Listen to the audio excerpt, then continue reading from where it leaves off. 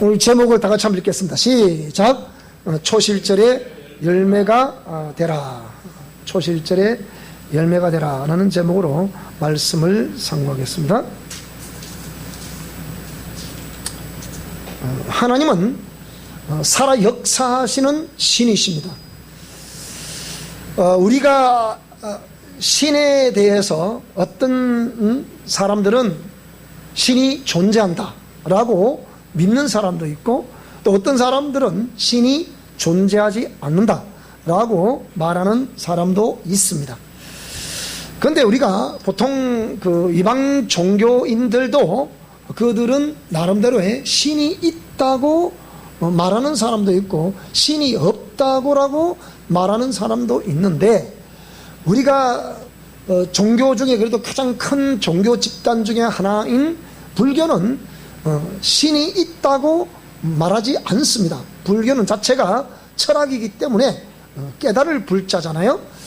그렇기 때문에 석가모니의 가르침을 전파하는 것을 불교라 이렇게 말합니다. 또 그 외에 큰 종파 중에 하나인 이슬람은 신은 절대로 살아있다고 살아있는 신이라고 말합니다. 근데 그 신이 누구냐라고 했을 때 저들은 무함мет을 우상으로 섬기고 있다는 것에 대해서 이게 이제 문제가 되는 거죠. 자, 그러면 우리가 믿고 있는 기독교에서 말하는 것 실로는 어떤 것이냐, 그러니까 하나님이 누구냐라고 말을 했을 때 우리는 크게 이렇게 하나님은 우주 만물을 지으시고 인간을 지으신 창조주 하나님이시다, 조물주 하나님이시다 이렇게 말씀하고, 이분이 바로 참 신이시다 이렇게 말씀하고 있습니다. 자, 그런데 그렇지만 이방 종교라는 개념들도 나름대로 신은 없다고 하지만 거의 대부분 신은 없다고 하면서도 인간은 짐승과 다르게 영혼이 있기 때문에, 영혼이 있다는 것은 다른 말로 해보면 종교심을 가지고 있다고 하는 것입니다.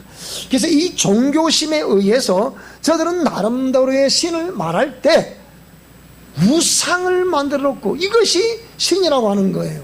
그래서 하나님이 누구냐라고 했을 때 크게는 두 가지 개념을 가지고 하나님을 논하게 되는데, 오늘 본문 말씀 이전에 출애굽기 32장에 보게 되면 이런 내용들을 쫙 설명하고 있습니다. 그래서 신이 누구냐 했을 때 우리는 조물주 하나님, 즉 자존자이신 하나님, 만물을 지으시고 인간을 지으셨다고 하는 이분, 이 하나님을 우리는 조물주 하나님으로 믿고 이 하나님을 섬기고 있는 사람들이 이 지구상에 존재하고 있고, 그러니까 이 사람 유실론 사상을 가지고 있는 거죠. 그러면 반대적으로 우상을 만들어 놓고서 이 우상을 섬기면서 따라가는 그런 사람도 있습니다. 이 사람은 무신론 사상을 가지고 있는 것 같지만 실제적으로는 그 우상을 신으로 섬기고 있는 거죠. 거기에 또 더하라고 하면 아예 이것도 없고 저것도 없다 하는, 세 번째는 이것도 없고 저것도 없다. 그럼 누구냐 라고 했을 때 인간의 지식이 신이 되는 거예요. 자신이 세상에서 내로 섭득된 모든 것들이 신이 되어서 그 현대 과학이 곧 신이 되어 있는 거예요. 인간 이성우위라고 이렇게 말하죠. 이것을 하나님이 없다고 말하는 사람, 또 우상을 섬기지도 않는 사람들은 바로 이 현대 과학을 신으로 섬기고 있는 거예요. 이걸 잘 기억하셔야 되겠고요.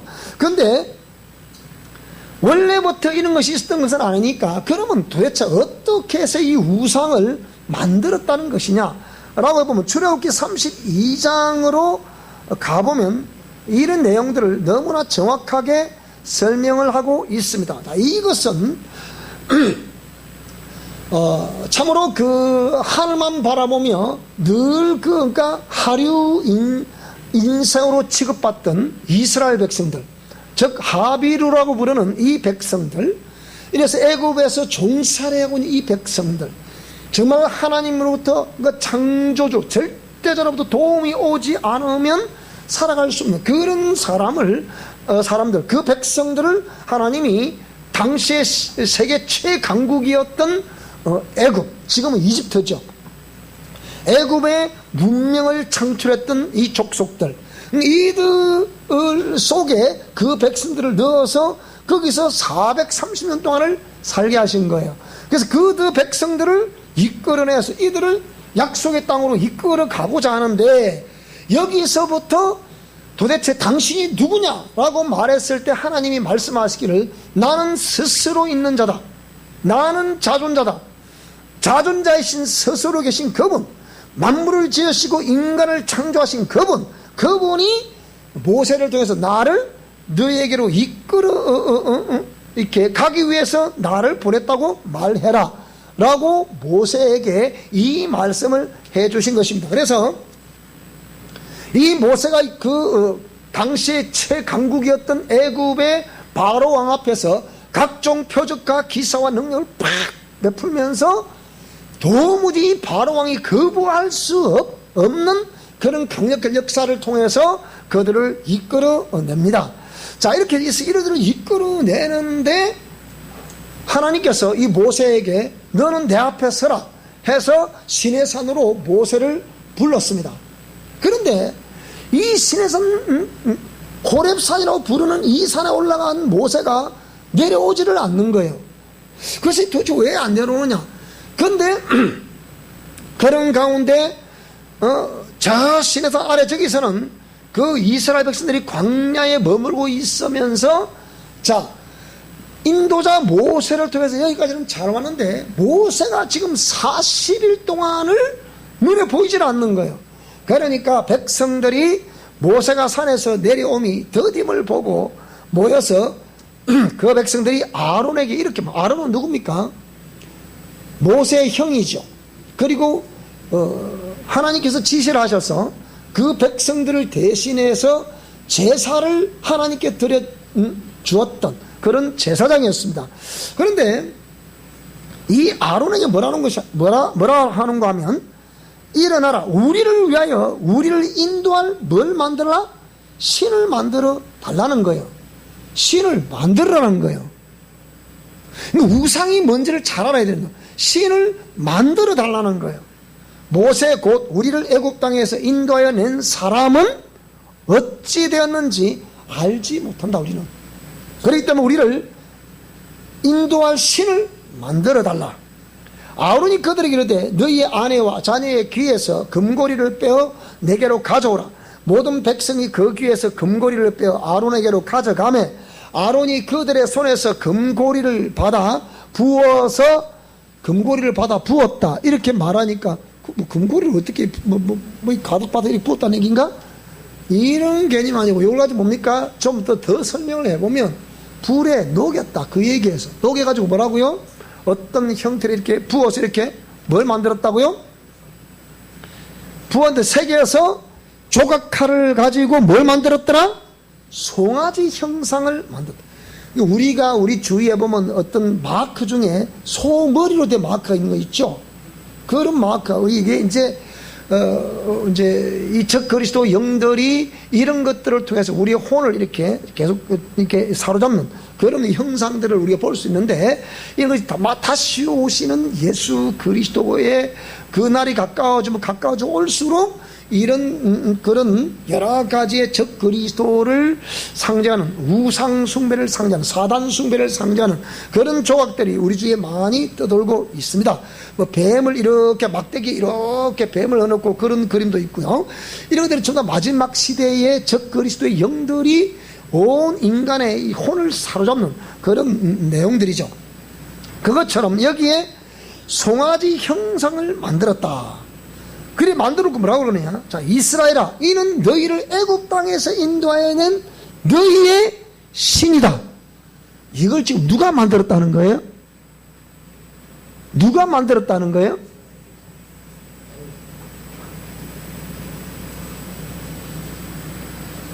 한마디로 얘기하면 하나님의 사람이 뭘 만들었다고요? 우상을 만들었다는 거예요. 우리 지금 불교 대학에서 쓰고 있는 잠불가를 누가 만들어줬냐? 기독교에서 종교음악 감당하는 교수들이 만들어줬어요. 목사님들이 만들어줬다, 그 얘기예요. 똑같은 거예요. 그래 지금 잠불가가 탄생한 거예요. 그게 신학대학 교수들이 그걸 다 만들어준 거거든요. 그것처럼 이렇게 모세의 형인 아론이 제사장이라는 사람이 뭐라고요? 물론 아직까지는 여기에서는 지금 뭐 본격적으로 제사를 드리고 그런 건 없지만 뭐라고요? 훗날 제사장이 되다, 이 아론이. 근데 이 모세의 형인 아론이 그렇게 강력한 표적과 기사를 능력을 보았으면서도 뭡니까? 이걸 만들어준 거예요. 그러면서 뭡니까? 자 보라, 이 송아지가 뭐라고요? 너희들을 애굽 땅에서 인도하여 낸 뭐다? 신이다. 그래서 이제 우상이라는 개념이 등장을 하게 되는 거예요. 아론이 보고 그 앞에 제단을 쌓고, 보세요, 이에 아론이 공파하여 이르되 내일은 여호와의 뭐다? 절일이다. 즉 절기를 지킨 날이라, 이 말이에요. 그러니까 절일이기 때문에 이튿날에 그들이 일찍이 일어나 뭘 드렸더라고요? 번제와 화목제를. 번제는 뭡니까? 짐승을 각을 떠서 안에는 내장의 모든 더러구들을 다 버리고 그것을 불로 태워 드리는 제사를 번제라고 합니다. 화목제는 뭡니까? 절대자인 하나님과 우리 사이를 화목케 하게 되는, 죄를 없애야만이 화목케 되는 게잖아요. 그 행위를, 제사를 화목제라 합니다. 그래서 그런 번제와 화목제를 누구에게 드렸다? 금송아지에게. 그 제사를 드린 이후에 백성들이 앉아서 먹고 마시며 일어나서 뛰놀더라. 이것이 뭐라고요? 이것이 우상을 만들게 된 개념입니다. 그럼 그전에는 이미 우상이 없었습니까? 이방 세계 속에서는 다 있었잖아요. 이게 애굽에도 있었잖아요. 다 있었단 말이에요. 있었는데 성경에서 말하는 본격적으로 우상이라는 개념이 이렇게 해서 등장을 하게 되는 거예요. 자, 그래서 우상을 만들었다는 개념은 뭐냐? 첫째, 하나님께 마음이 떠나버렸다는 거예요.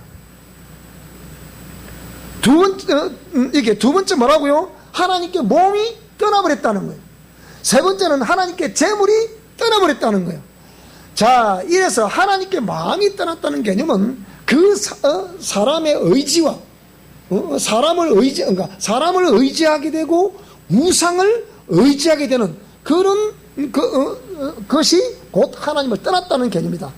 그래서 오늘 저와 여러분 아까 조금 전에 성경을 출애굽기 32장을 읽었으니까 뭐 더 이상 읽을 건 없죠.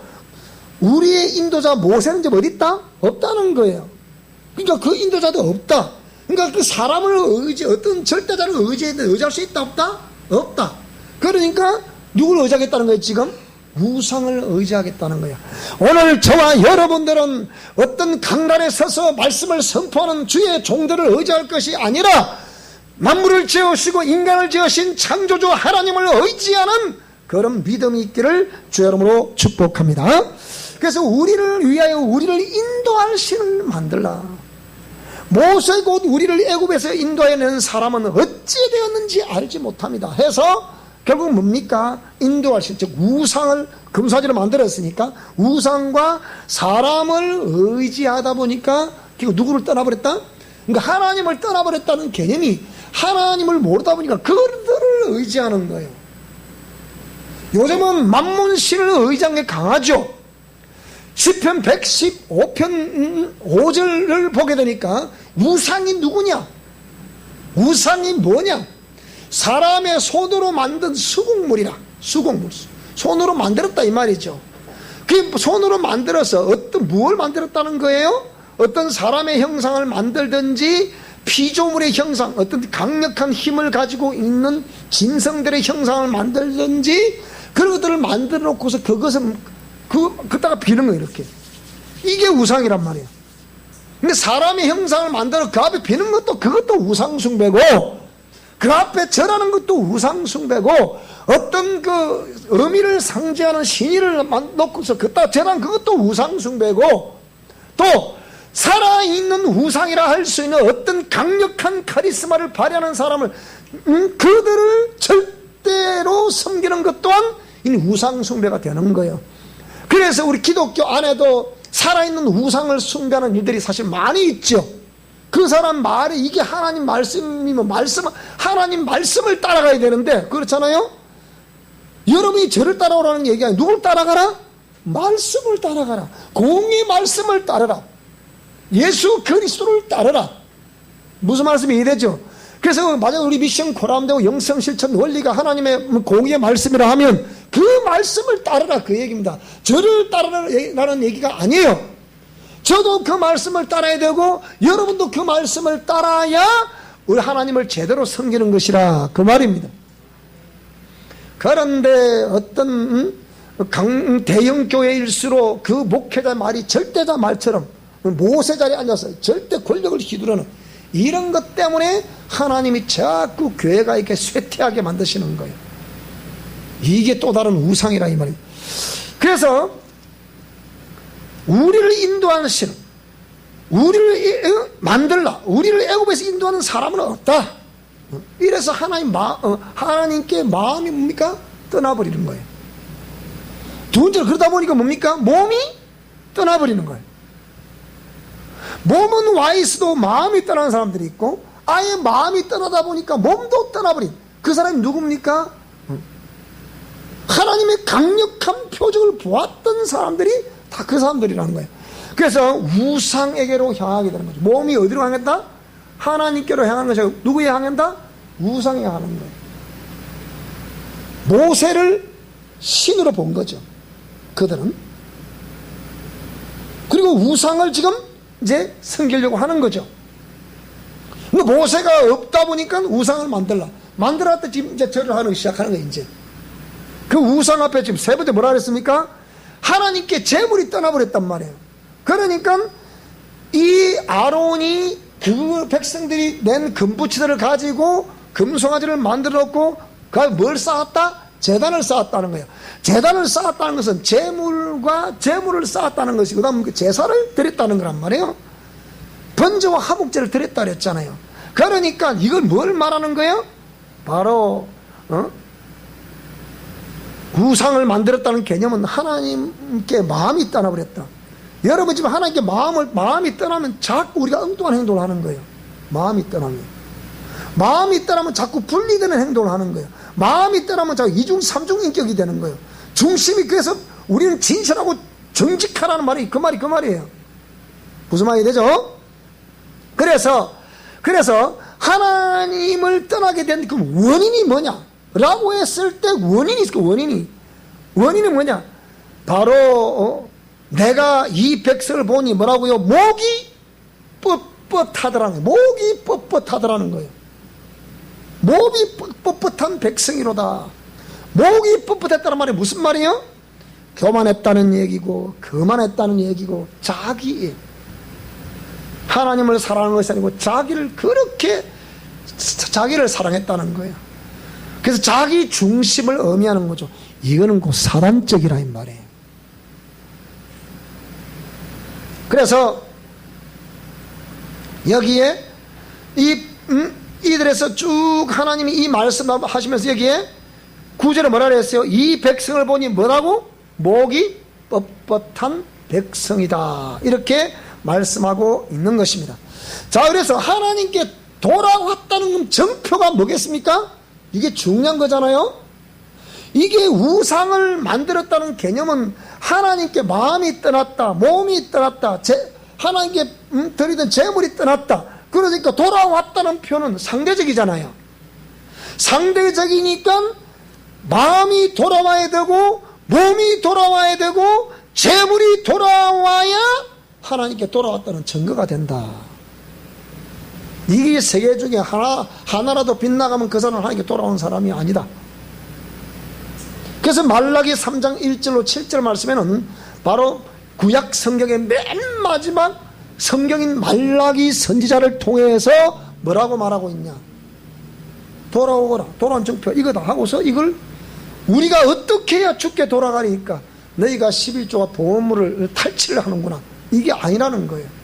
그러면서 하나님께 돌아왔다는 증표가 뭐라고요? 마음과 몸과 재물이도. 그래서 11조는 그거 증거가 된다는 거예요. 그래서 우리가 11조를 드리는 거예요. 안개 무슨 아이고 우리 목사님 참 가난하시구나. 그래서 자꾸 11조 하라구나. 그게 아니라 이 말이에요. 무슨 말이 되죠? 자, 그러면 오늘 우리가 매출 감사절인데 이 절기를 지키는 의미는 뭐냐? 절기를 지키는 의미는 오늘 우리 출애굽기 32장 5절에 읽었잖아요. 여기 뭐라 그랬습니까? 이게 우상을 만들게 된 배경이 그게 포함되어 있는데요. 자, 아론이 보고 그 앞에 제단을 쌓고 이에 아론이 공포에 이르되 내일은 뭐라고요? 여호와의 절이리니 이렇게 말하고 있죠. 그렇기 때문에 우상을 만들게 된 배경이 곧 절기의 의미가 된다는 거예요. 그러면서 절기의 의미는 우상을 만들게 된 배경이고 또 이것은 그렇기 때문에 우리가 하나님을 떠났다는 거예요? 아니면 하나님 속에 좀 있다는 거예요. 그러니까 하나님을 떠났다는 거잖아요. 그러니까 이 절기를 지키는 의미는 뭐냐? 하나님을 기억하라는 거예요. 하나님을 기억했으면 그 사람이 돌아와야 돼요? 안 돌아와야 돼요? 돌아오는 것이란 말이에요. 그러니까 절기를 지키는 의미는 뭐냐? 하나님을 기억하라는 거예요. 세 번째는 이 절기의 의미의 세 번째는 현대적인 개념을 말하면 종교와 신앙적인 의미로 발달이 됐는데요. 이 말이 무슨 말이냐? 이게 종교와 신앙적인 의미로 발달이 됐다. 다른 말로 보면 이방 종교도 마찬가지고 기독교도 마찬가지고 이게 뭐라고요? 종교와 신앙적인 기독교의 신앙 또 이방인들의 신앙 이방인들의 종교 기독교의 종교 이런 종교와 신앙적인 의미로 발달이 되었다. 그러면서 우리가 주일 예배를 지키는 것도 우리는 뭘 기억하면서 주일 예배를 지키는 거예요? 이 초신자 교재 보면 이게 다 나와요. 최신자 교도 다 나와요. 이게 우리 교회 교재 보면 이게 뭐냐? 이게 뭐냐면 주일을 지키는 의미는 뭐냐? 예수님께서 죽으시고 부활하신 날이 안식구 첫날 주일입니다. 그래서 이 날을 지키는 거예요. 그래서 이 날에 빈손으로 오지 말고 각각 너희들은 너희 믿음을 내게 보이라 해서 드리는 헌금이 뭐냐? 그게 주정 헌금이에요. 무슨 말씀이 해야 됩니까? 예수님이 나의 죄를 다 씻어 주시려고 피 흘리신 다음에 십자가에서 죽으시고 사흘 만에 부활하셨거든. 그것을 확실히 믿느냐? 네, 믿습니다. 그럼 너희 믿음을 내게 보이라. 그걸 보자 그 얘기야. 그게 주정헌금이라니까. 아까 11조는 하나님께 돌아온 증표라 그랬죠. 마음과 몸과 재물이 다 하나님께로부터 왔습니다. 우리는 하나님이 창조주를 믿습니다. 그 얘기예요. 네가 확실히 돌아왔냐? 네, 돌아왔습니다. 그러면 그 증표를 보자. 그게 11조라 그랬잖아요. 감사 예물이라는 것은 데살로니가전서 5장 18절에 뭐라 그랬습니까? 항상 기뻐하고 쉬지 말고 기도하고 범사에 감사를 했다. 감사하라. 보혜사 성령께서 우리를 죄에 대하여 의에 대하여 심판에 대하여 책망하시면서 진리의 길로 생명의 길로 우리를 이끌어 가시는 것을 믿느냐? 믿습니다. 너 그럼 지난 한 주간 그렇게 살았냐? 예, 그렇게 살았습니다. 감사합니다. 성령께서 이렇게 이끌어 주셨습니다. 이렇게 해서 드리는 예물이 감사 예물인 거예요. 그래서 우리 감사헌금 드리죠, 그죠? 크게 이 세 개를 제가 설명드린 거예요. 11조와 11조 드리는 개념, 주령금을 드리는 개념, 감사함을 드리는 개념, 요 개념을 제가 설명을 드린 거예요. 그래서 수입의 10분의 1을 드리라. 그 말이에요. 금도 내 것이고 은도 내 것이다. 그렇게 말씀하신 거죠.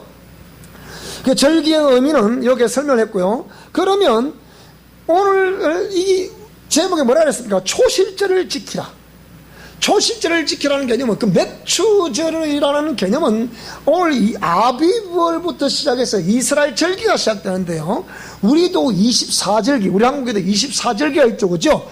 그것처럼 이스라엘은 그런 개념이 아닌 저들이 애굽에서 나온 날로부터 시작해서 그들이 절기를 지켜야 되는 겁니다. 이들이 애굽에서 나온 그 날을 기념하는 날이 뭡니까? 이 달을 아비벌이라는 거예요. 그러면 이달부터 절기를 쭉 지키는데 이 절기가 이스라엘의 7대 절기가 7대 절기가. 그래서 우리 한국적인 개념으로 보게 되면 우리는 자, 정월 초하루라는 개념이 있죠. 정월 초하루라는 개념이 있고 또 좀 더 지나가고 이렇게 충분히 지나가고 좀 지나가면 이렇게 청명한식이라는 개념이 등장을 합니다. 그 다음에 좀 더 지나가면 여러 가지 또 또 절기 있으니까 절기는 전부 다 우상 숭배하고 다 연결이 됐거든요. 이렇게 자세히 보면요. 그 청명한식을 제가 좀 이제 농사를 짓고 가을쯤 되기 전에 뭐가 옵니까? 추석이요, 추석. 추석이 지나면 또 시제가 또 오죠, 그죠? 또 이렇게 해서 이런 크게 우상을 숭배하고 쫙 연결되어 있는 절기가 다 있습니다. 그것처럼 이스라엘은 7대 절기라는 게 있는데요. 이거 맨 처음 지키는 절기가 뭐냐? 6월절. 따라 6월절, 무교절, 초실절, 칠칠절, 나팔절, 속죄일, 초막절, 요렇게 해서 이스라엘 7대 절기가 있어요. 그 맨 처음 절기가 뭐냐? 가장 큰 명절이 뭐냐? 6월절과 맥추절과 추수감사절, 이런 거 큰 절기란 말이에요. 이게 그게 큰 세 절기예요. 자, 우리가 예를 들면 신정 이렇게 설 추석 또 이렇게 하여튼 또 이렇게 어떤 청명한식 가을에 시제 이렇게 추수감 이렇게 하듯이 말이에요. 다 관련되어 있는 것인데, 이렇게 해서 여기 말하는 6월절, 무교절, 다음에 초실절인데, 이 6월절은 이스라엘 백성들이 애굽에서 나올 때 홍해를 건너왔어요. 그러니까 이 날을 기념해서 그 홍해 갈라진 그 홍해를 건너왔잖아요. 건너오기 전에 이스라엘 백성들에게 뭐라 그랬습니까? 애굽에서 바로 내가 너희들에게 표적을 보이는데, 애굽의 이스라엘 백성들 문인방과 설조다 뭘 바라라? 피를 발라라. 애굽 왕이 안 보내주려고 하는 거예요. 여러분 교회 나올 때 쉽습니까? 어렵죠. 교회를 나오려고 하니까 자꾸 핍박을 해. 누가? 저도 교회를 나오려고 그러니까 얼마나 우리 아버지가 막 살인적인 눈을 가지고 그냥 우리 아버지는 화가 나면 막 집어 던지시거든. 그걸 피해 막 다녀야 되는 거예요. 그러니까 제가 예수님 믿는 과정 속에 가장 힘들 때가 그냥 처음 예수 믿을 때, 그것도 명절만 되면 나는 명절 딱 싫습니다. 명절만 되면 갈 데가 없는 거야. 갈 데가 가봐야 제사 지내라 하지. 안 가라니까 그것도 이마 산재 눈으로 쳐다봐. 눈이 다 쳐다보지. 그러니까 명절 때 되면 저는 가장 슬픈 날이 명절이야. 그때 이제 교회 가서 막 기도를 하잖아. 이렇게 기도를 하면 성경에 보니까 내 본향은 또 하늘나라라네. 또 이 사람들, 그럼 내가 하늘나라 가봤습니까? 근데 문제는 안 가봤잖아요. 그랬거든요. 이런 거. 그래서 그 이스라엘 백성들이 다 양을 잡아가지고 문인방과 설조 피를 다 발랐다. 하나님의 진노의 천사가 와서, 저주의 천사가 와서 막 애굽을 심판하는데, 왜? 애굽의 모든 장자 처음 난 것은 다 죽이라 그랬거든. 짐승이든 사람이든 다 죽이라 그랬거든. 그러니까 하나님의 진노의 천사가 와서 막 심판하는데, 이 문인방과 설조 피를 발라놓은 집은 다 그 심판이 넘어가더라. 그 6월이라는 뜻은 뭐냐? 넘어갔다는 뜻이에요. 그래서 지키는 절기가 6월절기란 말이에요. 그래서 우리가 동짓날이 되면 팥죽을 가지고 어릴 때도 많이 해봤. 저도 지금 기억이 선합니다. 우리 문풍지를 발라놓은 그거다가 동짓 팥죽을 휙 뿌려놓죠. 그죠? 이런 거 봤어요? 안 봤어요? 어릴 때 시골에 다 봤죠? 그거. 왜 문에다가 이렇게 동짓 팥죽을 휙 뿌려놓냐? 그 이방인들도 전부 성경에 나와 있는 그 원리를 그대로 쓰고 있는 거예요. 우리 어릴 때 저도 봤잖아요. 그거는. 응? 동짓날 되면 이만한 다리에다가 동지 팥죽을 막 억수로 해가지고 실컷 또 먹고 또 놔두고, 그걸 제가 기억상으로는 그걸 우리 크리스마스 때 가면 다 그걸 끓여서 주는 분도 있었어요. 그래가지고 지금 눈에 선한데, 그게 뭐냐, 바로 그 유월절을 상징하는 거란 말이에요. 무슨 말씀이 이해되죠? 그런데 이 유월절을 하나님의 심판이 넘어갔다, 저주가 넘어갈 때에 하나님이 뭐라고 그러셨냐, 너희들이 확실하게 이 무림방과 설주에 피를 바르며 이 유월절을 지킬 때 무얼 음식도 먹어야 될까요? 그들이 무교병을 먹으라 해서, 무교병, 그러니까 누룩을 넣지 않는, 올라 같으면 파우더를 넣지 않는 빵을 먹어라, 그 얘기입니다. 쉽게 얘기하면. 그래서 뭡니까? 무교절이라는 거예요. 유월절 이어서 뭔가 그날에 무교병을 먹어라, 그래서 무교절이라는 거예요. 무슨 말이 되죠? 오늘 공부를 좀 해야 됩니다. 그 다음에 드리는 절기가 뭐라고요? 초실절이라는 거야. 그럼 초실절 언제 들어가는 얘기입니까? 이거예요. 그래서 초실절을 지키라, 초실절 첫 열매가 되라, 이런 개념인데, 그러면 자, 이들이 어디로 갑니까? 약속의 땅으로 가요. 약속의 땅이 어디입니까? 가나안 땅이에요. 자, 가나안 땅이라는 이 약속의 땅, 그 다음에 농사를 지어라, 첫 열매를 거두지 않겠나?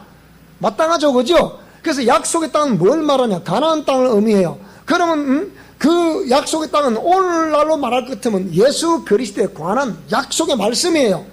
다른 말로 보면 잃어버린 성도들의 속사람을 의미할 수 있는 거예요. 가나안 땅은, 목사님 가나안 땅은 젖과 꿀이 흐른다 그러던데요, 축복의 땅이라 그러던데요. 그런데 잃어버린 성도들의 속사람이라니요, 그리스도에 관한 말씀이라니요. 들어보면 압니다. 거기서 농사를 지었어요. 농사를 지었다는 개념은 세상 속에서의 삶을 살았다는 뜻이에요. 그럼 그걸 뭘 의미하는 겁니까? 우리의 신앙생활을 의미하는 거죠. 첫 열매는 뭐예요? 거기서 첫 열매를 지었어요. 열었어요. 수확을 했어요. 이거는 예수 그리스도를 상징하는 거예요. 그런데 오늘날로 개념 말할 것 같으면 뭡니까? 그에게 접붙인 누구를 말하는 거예요? 성도들을 말하는 거예요. 그래서 그에게 접붙임을 받은 성도들만이 나중에 어찌 될 것이다? 들림받게 될 것이다. 휴거, 랩처라 부르는 휴거가 될 것이다. 자, 요런 개념을 먼저 들어놓고 요 말씀을 드려야 돼요. 자, 약속의 땅. 약속의 땅은 조금 전에 가나안 땅이라고 그랬습니다. 예수 그리스도에 관한 말씀이라고 그랬고, 또 잃어버린 성도들의 영혼이라고 그랬습니다. 자, 그러면 출애굽기 3장 8절 말씀을 한번 보겠습니다. 여기서 자, 다 같이 읽읍시다. 시작. 내가 내려가서 그들을 애굽의 손에서 건져내고 그들을 그 땅에서 인도하여 아름답고 광대한 땅, 젖과 꿀이 흐르는 땅, 곧 가나안 족속, 헷 족속, 아모리 족속, 브리스 족속, 히위 족속, 여부서 족속의 지방에 뭐라고요? 데려가려고 한다 그랬어요. 그러면 이 땅은, 자 보세요, 그 땅에 그 거리로 들어갔습니다. 그러면 가나안 7족 있는 곳으로 들어갔어요. 들어갔는데, 자, 출애굽기 23장 23절 또 큰 소리를 읽습니다. 자, 이 쳐다보세요, 전부 다. 자, 시작. 내 사자가 네 앞에 가서 너를 아모리 사람과 헷 사람과 브리스 사람과 가나안 사람과 히위 사람과 여부서 사람에게로 인도하고 나는 그들을, 지금 잘 들어보세요. 왜 축복의 젖과 꿀이 흐르는 축복의 땅이라 불렀는데, 여기 출애굽기 23절을 보니까 하나님의 사자가 너희들을 앞서 가나안 7족이 있는, 가나안 족속이 살고 있는 그곳으로 이끌어 갔다. 무슨 말씀이에요? 이끌어 갔는데, 인도하여 갔는데 하나님은 뭐 하시더라? 지금 출애굽기 23장 23절은 지금 중요한 말씀입니다. 천사들이 그들을 이끌어 갔는데 하나님은 뭐 하셨다? 이거 뭐 하셨다 그랬어요, 이게 지금? 그들을 뭐 했다고요? 그들을 끊었다는 거예요. 잘 들어봐요, 여러분. 이게 지금 가나안데 축복의 땅, 젖과 꿀이 흐르는 땅, 가나안 땅, 축복의 땅. 근데 가나안 땅이 축복의 땅이더라, 아니더라? 따라합시다. 주여, 깨닫는 지혜를 주소서. 그 말씀이 무슨 말씀이신지요? 그 얘기예요. 왜 축복의 땅이라 불렀고 젖과 꿀이 흐르는 땅이라 불렀는데 그곳에는 가나안 7족이 있었고 하나님께서 하나님의 사자를 먼저 보내셔도 사자는 이끌었는데 정작 하나님은 그들을 뭐 했다고요? 그들을 뭐 한다고 자꾸 이렇게? 끊는 거 이렇게. 백성들과 그들 사이에 자꾸 끊는 거 이렇게. 그럼 이게 도대체 뭘 의미합니까? 자, 신명기 7장 1절 봐서 또 읽겠습니다. 자, 시작. 네 하나님 여호와께서 너를 인도. 자, 큰 소리로. 큰 소리로. 자, 시작. 네 하나님 여호와께서 너를 인도하사 네가 가서 차지할 땅으로 들이시고 네 앞에서 여러 민족 헷 족속과 기르가스 족속과 아모리 족속과 가나안 족속과 브리스 족속과 히위 족속과 여부서 족속 곧 너보다 많고 힘이 센 7 족속을 뭐 했다고요? 그러면 적과 꿀이라는 땅이고 축복의 땅인데 여기에 뭐 우리 쫓아낼 적들이 있고 하나님은 그들을 끊고 계시고 이게 도대체 뭡니까 이게 안 맞잖아 뭐가 이게 말씀 안 맞잖아 이게 그래 안 그래요? 축복의 땅인데 어째 거기에 우리의 적들이 있고 또 그걸 하나님 쫓아내시고 에? 그럼 이게 뭘 말하는 겁니까 이게? 그래서 이게 뭘 말한다고요? 이건 예수 그리스도에 관한 말씀이고 약속의 말씀이고 이거 뭐라 그랬어요 여기에? 잃어버린 성도들은 뭐라고요? 원래 우리의 속사람은 젖과 꿀이 흘렀어요 안 흘렀어요? 흘렀죠. 그런데 실제 우리 안에 지금 뭐가 있다고요 지금? 옛사람이라는 가나안 7 족속이 통치하고 있는 옛사람이 큰 성 바벨론이나 부르는 옛사람이 아직 내 속에 있다 이 말이에요. 이해가 되십니까? 이 성경을 아는 사람 이 말씀 들으면 눈이 번쩍번쩍합니다 지금. 하나님의 강력한 기름 부음이 임하게 되어 있어 이 말씀 들으면. 그러니까 여기서 뭐 했다고요? 농사를 또 지으라네 또 이렇게 여기서 들어가가지고. 그럼 우리는 다른 뭐 세상적으로 보면 농사인데 우리 영적으로 표현해보면 영혼의 농사를 지어라 그 말이 아니겠습니까? 영혼의 농사를 지어야 될 내 영혼이 바로 큰 성 바벨론이 있고 죄와 재성이 있고 여기에 종교사는 옛사람과 자아가 우리 속에 있다 이걸 제거하라 이 말이에요. 무슨 말씀이 이해되십니까? 농사는 세상 속에서는 그 세상 속에서의 삶이라 볼 수 있잖아요. 그 영적으로 보면 여기 신앙생활이란 말이야. 그러니까 자 요한복음 15장 1절 5절의 말씀 보니까 하나님은 말씀이신 하나님은 농부이시고 예수 그리스도는 참 포도나무이시고 성도들은 가지라 그렇게 표현했는데 보세요. 자 우리가 이 농사를 지을 때 오늘 저와 여러분이 오늘 여기도 저도 농부의 아들로 태어났기 때문에 농사를 원리를 알잖아요. 여기 우리 어르신들도 농사 짓고 계시고 여기 또 우리 김사님도 여기 우리 조수들도 다 농사를 짓고 있잖아요. 그렇잖아요. 농사를 짓고 있는데 오늘 농사를 짓는 사업을 하는 직장에 다니는 저와 여러분들에게 하나님이 지금 말씀하시는 특별히 농사를 짓고 즉 사업을 하고 있는 모든 사람들에게 우리 미션 코라운데오들도 이 말씀을 잘 들으셔야 됩니다. 오늘 저와 여러분이 여러분 된 것은 여러분의 지식과 여러분의 능력과 여러분의 그 모든 것들이 여러분 되게 한 것이 아니라 신명기 8장 18절을 읽어보시다 같이 읽겠습니다. 시작.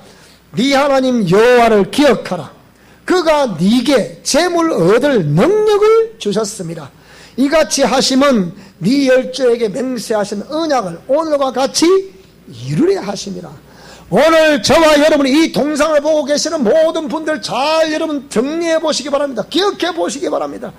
여러분이 내가 오늘 농사를 짓는다 농사가 너무 잘 된다 사업을 해서 사업을 그냥 막 눈만 감고서 사업이 너무 잘 된다 막 어디 어느 곳에서든지 성성장구를 한다 이런 모든 것들이 있을 때 여러분이 여러분의 지식과 여러분의 방법과 여러분의 능력에 의해서 내가 잘나서 그렇게 되고 있다고 내가 잘나서 우리 교회가 이렇게 부흥이 됐다고 이렇게 말하지 말라는 거예요. 하나님께서 재물 얻을 능력을 네게 주셨기 때문에 네 그렇게 된 거지. 네가 무슨 능력이 있어? 한날 풀과 같고 한날 풀이 이슬과 같은 너 인생이 무엇을 할 수 있단 말하냐? 그런데 세상의 이 이성우위론자들은, 하나님이 없다는 사상을 가진 사람들은 자신의 과학과 자신의 철학이 이 작품을 만들어냈다, 그렇게 생각한다고요. 이게 아까 말한 얼마나 교만이고 얼마나 거만이고, 이것이 뭡니까? 사단과 같은 사상이기 때문에 하나님은 그걸 가장 싫어하시는 거예요. 그런데 오늘 저와 여러분들은 우리가 예수 그리스도를 믿는 믿음으로 말미암아 이 모든 주의 은혜를 깨닫고 있는 것을 믿습니다. 깨닫는 자가 신명기 11장 14절의 말씀을 다 같이 한번 읽어보겠습니다. 시작. 여호와께서 너희의 땅에 이른비 늦은비를 적당한 때에 내리시리니 너희가 곡식과 포도주와 기름을 얻을 것이다. 여기 이른비 늦은비, 이른비는 뭘 말하는 겁니까? 예수 그리스도의 초림을 이른비라 그래요. 늦은비는 뭘 말합니까? 성령님의 인재를 의미합니다. 그러면 오늘 저와 여러분들이 예수 그리스도를 믿는 믿음으로 말미암아 그 은혜를 가지고 계십니까? 그러면 예수 그리스도의 초림의 이른비의 역사를 여러분들은 지금 경험하고 믿고 있는 것을 믿습니다. 그러면 예수 그리스도를 믿는 믿음을 가지고 있으면 오늘 저와 여러분에게 우리 안에 있는 큰 성 바벨론, 죄와 죄성, 옛사람과 자, 이런 요소들만 자꾸 정리하라. 가난 칠족을 다 몰아내라. 그 말씀에 이걸 다 몰아내시기만 하면 늦은 비가 끊임없이 저와 여러분에게 내리게 되는 것을 믿습니다. 이것을 의미한다 이 말이에요. 이른 비와 늦은 비가 와야 그걸 또 적당한 때, 아이고 비가 안 오면 안 온다고 난리, 많이 오면 많이 온다고 난리, 안 오면 안 온다고 저 산 꼭대기가 천도제를 지내. 보세요, 이게 지금 뭐 인간의 이게 얼마나 부패한지. 응? 많이 오면 많이 온다고 난리, 안 오면 안 온다고 난리. 그저 농사를 가만히 아무리 농사를 잘해도요, 물 없으면 농사 지을 수 있나요? 햇빛 없으면 농사 지을 수 있나요? 안 됩니다. 다 누구의 은혜다? 다 주님의 은혜라. 그래서 시편 84편 6절을 보니까 그들이 눈물 골짜기로 지나갈 때에 그곳에 뭐가 있을 것이다? 파는 샘이 있을 것이다. 비가 왔기 때문에, 현실적으로는 비가 왔기 때문에 샘이 솟아오르는 기잖아. 영적으로 보면 뭡니까? 성령의 단비가 자꾸 내려야 저와 여러분 속에 이 옛사람 껍데기가 벗겨지고 죄와 죄성이 사라지고 큰 성 바벨론이 무너지게 되는 거예요. 그 역사의 길을 주님으로 축원합니다. 그래서 그곳에 눈물 골짜기로 지나갈 때 많은 샘이 있을 것이며 이른 비가 복을 채워주시나이다. 누가 복을 채워줬다고요? 이른 비가 뭐라 그랬죠? 예수 그리스도 초림의 역사를 말한다 그랬잖아요. 그러니까 예수님이 오늘 저와 여러분들에게 뭘 주셨다? 복을 내려 주신다. 복의 근원은 예수님이시다. 시작! 다시 한번 시작! 복의 근원은 예수님이시다. 재물 얻을 능을 주셨으니까 오늘 저와 여러분들에게도 이 재물 얻을 능이 있기를 주님으로 축원합니다. 할렐루야. 그래서 농사를 지어서 뭘 거뒀다고요? 첫 열매를 거둔 거예요. 그 첫 열매를 보니까 첫 열매를 뭘 말한다 그랬죠? 영적으로 보니 예수 그리스도라. 근데 실제 우리의 삶에 있어서는 저와 여러분들이 뭐라고요? 바로 예수님께 접붙임을 당한 저와 여러분이 첫 열매가 되어야 될 줄로 믿습니다.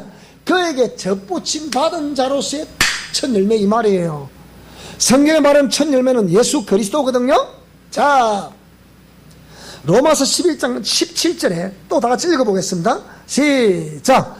또한 가지 얼마가 꺾이었는데 돌감람나무인 네가 그들 중에 접붙임이 되어 참감람나무 뿌리의 진액을 함께 받는 자가 되었은저.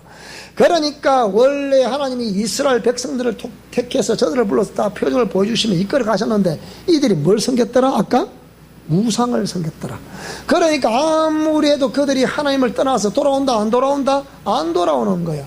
안 돌아오니까 하나님이 이 복음을 전파하는 가운데 이 복음이 누구에게 전파가 되는 거예요? 그러니까 자동으로 약속의 말씀이 없었다고 말하는 이방인들에게 이 말씀이 막 전파되는 거야. 근데 이방인 말씀 들어보니까 맞네, 이게 바로 진리네 하고 막 돌아오는 거예요. 돌아오니까 그 돌아왔다는 표현을 뭡니까? 돌감람나무인 너희들이 참감나무 가지가 얼마나 꺾여졌는데 거기에 뭐하고요? 접붙임을 당했다. 그러다 보니까 무슨 진영을 받아들이게 됐다? 어떤 영향을 받아들이게 됐다? 그 참감람나무, 즉 예수 그리스도 안에 있는 생명의 영양분을 내가 막 먹게 되었다, 그 말입니다. 무슨 말씀 이해가 되십니까? 그래서 오늘 저와 여러분들 이렇게 우리가 신앙생활을 해가는 것이 우리의 삶이다. 그러면 오늘 저와 여러분이 원래 성경에 말했던 최초의 부활의 첫 열매는 예수 그리스도잖아요. 예수 그리스도가 부활의 첫 열매인데 우리가 그에게 접붙임을 당해서 그분의 진영을 빨아들임으로 아들이 있는 자에는 생명이 있고 하나님의 아들이 없는 자에는 생명이 없는데 그 생명을 풍성하게 빨아들여서 저 여러분의 그 생명이 풍성함이 있기를 주 여러분으로 축복합니다. 그래야 우리가 영생을 얻을 수 있지 않겠습니까? 그것을 누가복음 17장 34절과 35절에 이 다같이 말씀을 읽어보겠습니다. 시작. 내가 너에게 이르노니 그 밤에 둘이 한 자리에 누워 있음에 하나는 데려감을 얻고 하나는 버려둠을 당할 것이다. 두 여자가 함께 맷돌을 갈고 있음에 하나는 데려감을 얻고 하나는 버려둠을 당할 것이다. 정말하자면 예수님을 믿는다고 하지만 왜 맷돌을 갈았다? 이 무슨 말이야? 똑같이 교회를 다녔고 똑같이 일을 했다는 거예요. 그런데 한 사람은 뭐라고요? 한 사람은 데려감을 당하고 한 사람은 버림을 당한다는 거라. 이미 마태복음 13장에 예수님이 마태를 통해서 하신 말씀이 뭐냐? 의인 중에 악의를 골라낸다는 거야. 10처녀의 비유를 보니까 지혜로운 5처녀 똑같이 하나님 말씀을 듣고 똑같이 신앙생활을 하는데 어떤 사람은 희고 깨끗한 세마포를 챙겨 입은 사람이 있고 그러지 못한 사람이 있어. 아무리 일러줘도 또 일러주고 또 일러주고 또 일러주고 막 시시각각으로 일러줘도 말씀을 예사롭게 여겨. 또 이중삼중 인격을 써. 또 거짓을 행해. 그러면 하나님이 그 사람을 어떻게 보시겠나 그 얘기입니다.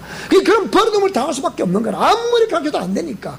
그러나 오늘 이제 저와 여러분들이 하나님 말씀을 들으면 정말 우리가 데려감을 당하는 그곳에 들림을 당하는 그 무리 속에 우리 모든 성도들이 있기를 축복합니다. 우리 모든 미션 고람대들도 하나님 보라 신랑이로도 맞으러 나오라 했을 그때에 전부 다 들리움 받는 저와 여러분 될 수 있기를 주님으로 축원합니다.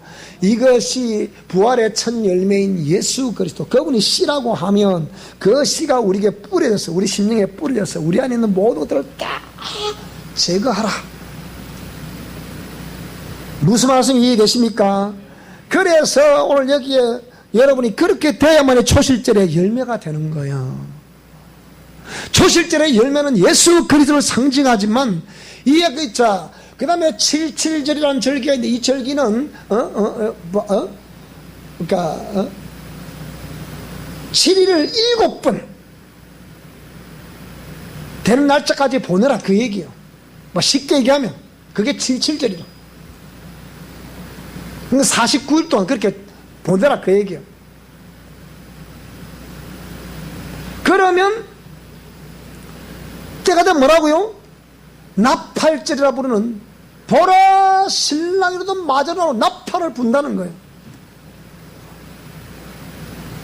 그런 백성들이 그때 뭡니까?